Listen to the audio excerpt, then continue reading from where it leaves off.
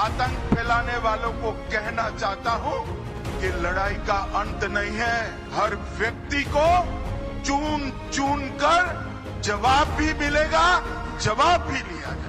কল্পনা করুন একটা computer model যাকে খাওয়ানো হচ্ছে একটা জঙ্গি সংগঠনের গোটা ইতিহাস, তাদের মতাদর্শ, তাদের অস্ত্রভান্ডার আর অতীতের প্রতিটা হামলার খুঁটিনাটি তথ্য। আর সেই মডেল বলে দিতে পারে তাদের পরের হামলাটা কবে হবে, কোথায় হতে পারে, ঠিক কিভাবে হতে পারে। শুনতে সায়েন্স ফিকশন গল্পের মতন শোনাচ্ছে, কিন্তু এই প্রযুক্তি কোনো কল্পনা নয়, এটা একদম বাস্তব। তার নাম সোমা।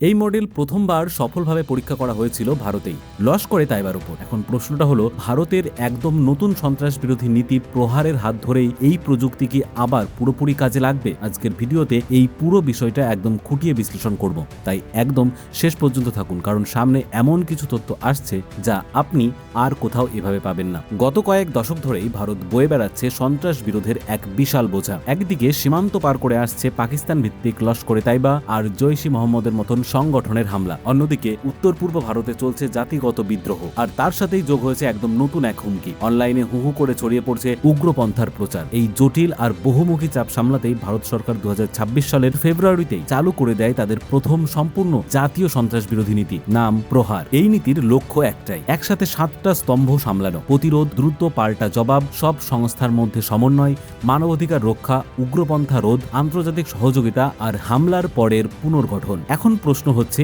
ভারত এই মুহূর্তে ঠিক কতটা প্রস্তুত? উত্তরটা হবে একেবারেই অনেকটাই। 2008 সালের মুম্বাই হামলার পর ভারত তৈরি করে এনআইএ, শক্তিশালী করে মাল্টি এজেন্সি সেন্টার বা এমএসি কে।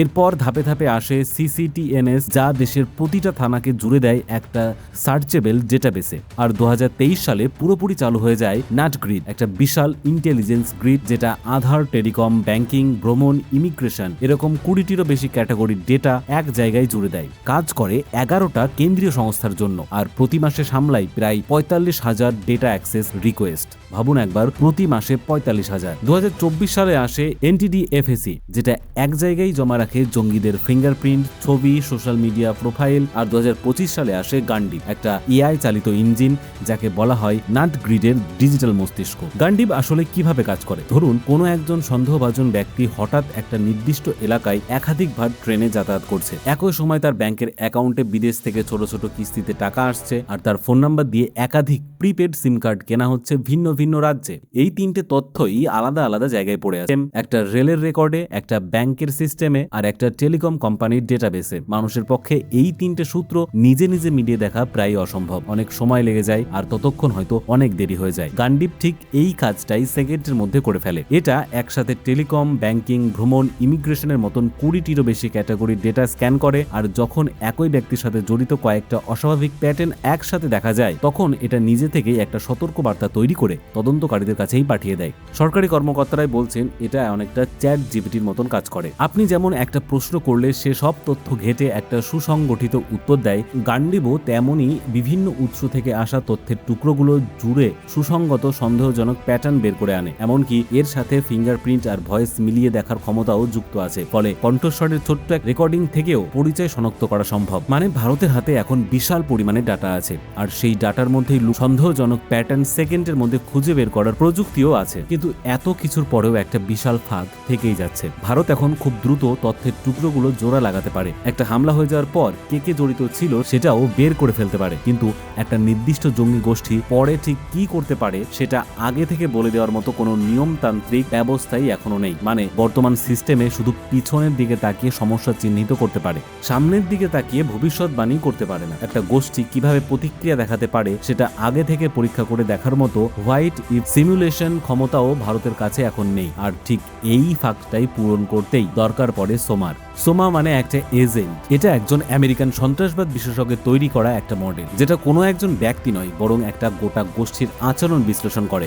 তাদের ইতিহাস, তাদের মতাদর্শ, তাদের সম্পদ আর অতীতের বিভিন্ন পরিস্থিতিতে তারা কিভাবে হামলা চালিয়েছে, এই সব কিছু একসাথে মিলিয়ে এই মডেল অনুমান করে গোষ্ঠীটা এরপর কি করতে পারে। আর সবচেয়ে চমকপ্রদ তথ্যটা এখানেই, এই মডেল প্রথম প্রয়োগ হয়েছিল সালের জম্মু কাশ্মীরের লস্করে তাইবার হামলার প্যাটার্নের ওপর। এরপর 2013 সালে এটা প্রয়োগ হয় ইন্ডিয়ান মুজাহিদ্দিনের ওপর। আর অবাক করার মতন ব্যাপার হলো এই মডেল তাদের গতিবিধির প্রবণতা আগে থেকেই অনুমান করে ফেলেছিল, এমনকি তাদের পরের হামলাও আটকানো গিয়েছিল। শুধু ভারতেই থেমে থাকেনি এই মডেল, একই প্রয়োগ পদ্ধতি হয়েছে হামাস আর হিজবুল্লাহর উপরেও। আরো দুটি ক্ষেত্রেও এটা নিজেকে প্রমাণ করেছে একটা কার্যকর পদ্ধতি হিসেবে। কিন্তু এত সফল হওয়ার পরও এই মডেল এখনো পর্যন্ত এমন বড় স্কেলে, এমন প্রাতিষ্ঠানিক পরিপক্কতার সাথে কোথাও ব্যবহার করা হয়নি, যেমনটা এখন প্রহার ভারতকে করার সুযোগ দিতে পারে। এবার স্বাভাবিক প্রশ্ন উঠতেই পারে, ভারতেই কেন এই প্রযুক্তি সবচেয়ে ভালো কাজ করবে? এর পেছনে আছে তিনটি বড় কারণ। প্রথম কারণ হলো ভারতে একসাথে সক্রিয় আছে অনেক ধরনের জঙ্গি গোষ্ঠী, আর প্রত্যেকের গঠন, আদর্শ,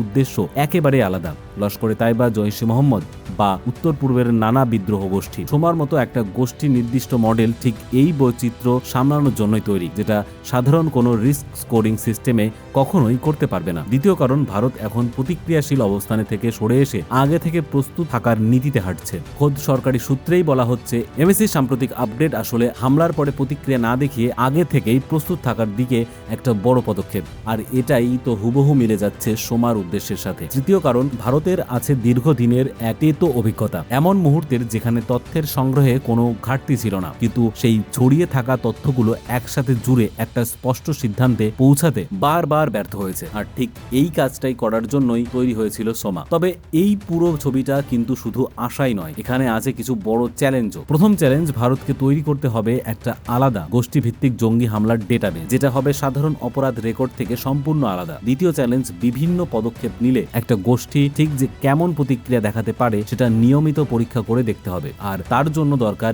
এনআইএ আর স্বরাষ্ট্র মন্ত্রণালয়ের যৌথ গবেষণা কেন্দ্র। আর সবচেয়ে গুরুত্বপূর্ণ যেটা, সেটা হলো আইনি কাঠামো। বিশেষজ্ঞরা বারবার সতর্ক করে দিচ্ছেন, তাই বিশেষজ্ঞদের সোজা পরামর্শ, আগে আইনি কাঠামো ঠিক করুন, তারপর ধাপে ধাপে সীমিত পরীক্ষা চালান, স্বাধীন মূল্যায়ন করুন, আর তারপরই যান পুরো ব্যবস্থার প্রয়োগে। তাহলে সব মিলিয়ে বলা যায়, ভারতের হাতে এখন এমন একটা সুযোগ আছে যা পৃথিবীর হাতে গোনা কয়েকটা দেশের কাছেই আছে। একটা মডেল যেটা ইতিমধ্যে ভারতের মাটিতেই এবার নিজেকে প্রমাণ করছে, একটা ডেটা অবকাঠামো যেটা গত কয়েক বছরে অনেকখানি শক্তিশালী হয়েছে, আর একটা সরকার যারা স্পষ্ট করে বলছে তারা আর শুধুমাত্র প্রতিক্রিয়াশীল থাকতে চায় না, বরং আগে থেকেই ফ্রন্ট ফুটে থাকতে চায়। ভারতের সামনে এখন আসলে সমস্যাটা প্রযুক্তির নয়, বরং সেই প্রযুক্তিকে সঠিক আইন আর প্রাতিষ্ঠানিক কাঠামোর মধ্যে বসানোর। আর যদি ভারত এই কাজটা সঠিকভাবে করতে পারে, তাহলে হয়তো এমন একটা দিন সত্যিই আসবে যখন বড় কোনো ঘটনা ঘটার আগেই ভারতের নিরাপত্তা ব্যবস্থা সেটা আগে থেকেই আঁচ করে ফেলতে পারবে। আপনার কি মনে হয়? আপনার মতামত অবশ্যই কমেন্টে জানাবেন। দেখা হচ্ছে পরের ভিডিওয়। জয় হিন্দ, জয় ভারত।